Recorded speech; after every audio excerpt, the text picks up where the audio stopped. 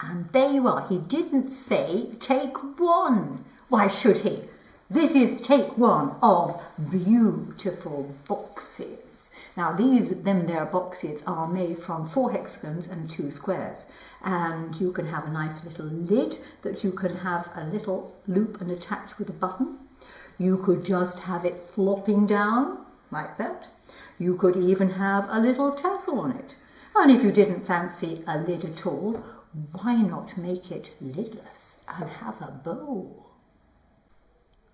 And as take 1 was slightly successful, we're now doing take 2 of this exciting thing. Right, I have here in front of me 2 layers of S530, which I've actually fused together because I wanted to have some stiffening inside my little box.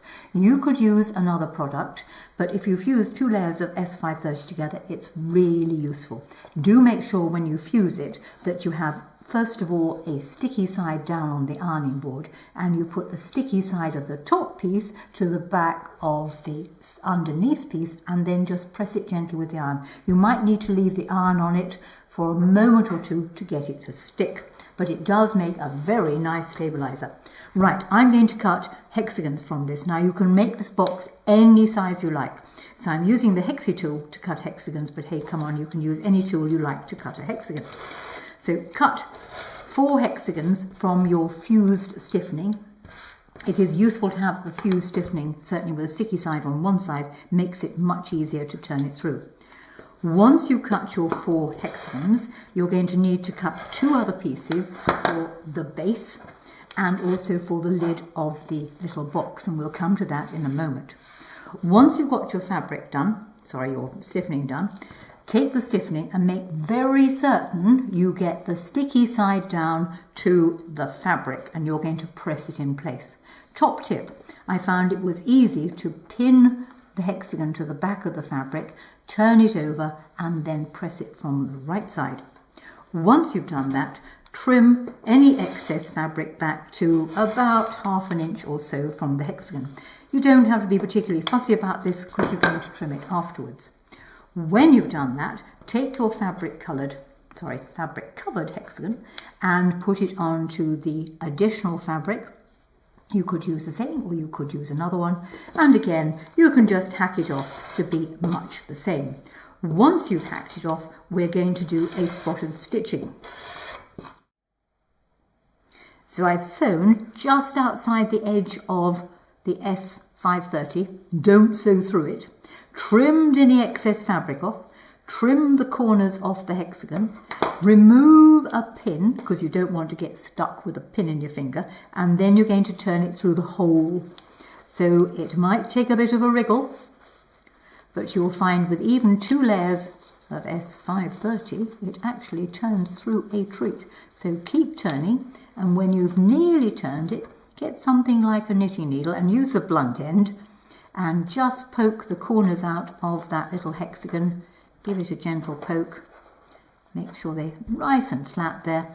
When you've done that, the opening here, fold the fabrics in, and you can either hand sew along it, ooh, God, perish the thought, or you could, if you wanted to, use a narrow zigzag on the machine and just literally zig in, zag off, using matching thread, and close that open side.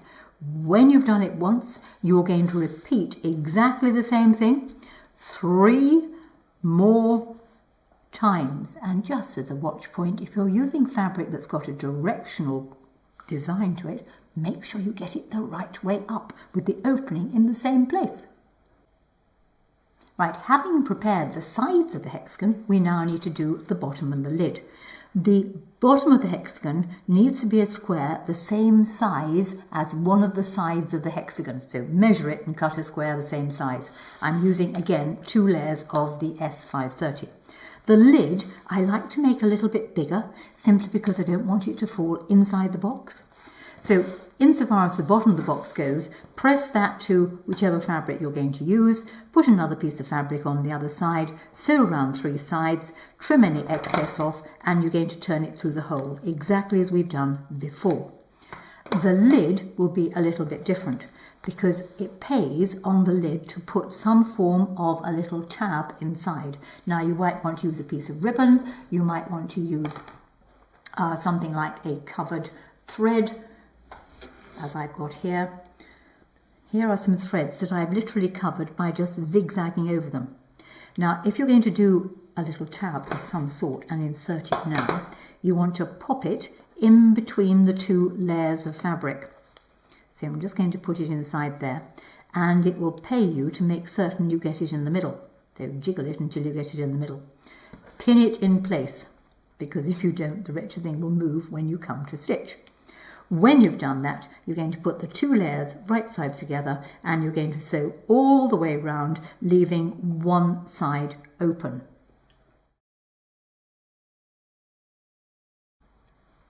Right, well, I've done my 4 hexagons, I've done the base, I've done the lid. The easiest way to sew it together is to attach the lid to one of the hexagons, and then we stitch all 4 hexagons to the base, which could be done by hand, as I said before, perish the thought, or you could do it on the machine with a small zigzag.